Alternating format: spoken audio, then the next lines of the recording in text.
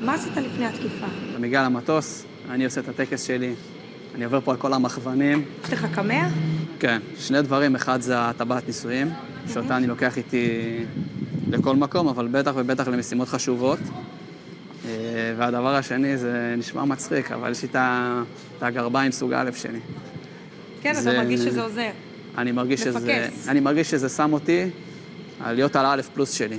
אז אחרי שאני נותן את הלחיצת יד האחרונה על הנווט, אני עולה ברגל ימין, אין מה לעשות. ההכנות המנטליות והמבצעיות הושלמו.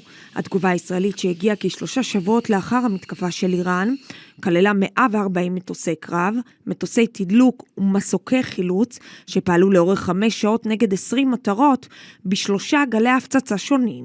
תאר לי את הרגע שבו אתה נמצא בשמיים. אתה רוצה לשמור את עצמך חד. לא איפה אני נמצא, מה זה שמה. כל ההתעסקות היא מאוד מבצעית. יותר מעניין לך באיזה זירה אתה נמצא ברמת האיומים, מה נמצא פה בזירה, מה נמצא שם בזירה, מתי הולכת להיות התקיפה, מתי צריך להתחדד עוד פי 1000 ממה שאני עכשיו, ובעיקר בדרך חזרה, זה לאט לאט מתחיל לשקוע.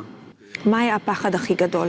האפשרות של נטישה בשטח אויב, ובטח במדינה רחוקה, זה מחשבה שברור שהיא עוברת בראש לכל לוחם. ולצד ההצלחות, המחשבה על מחדל השבת השחורה לא מרפה לרגע.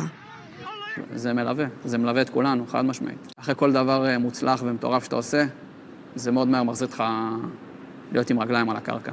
וגם אחרי השלמת המשימה, לטייסים ולכל צוות האוויר, אין מנוחה.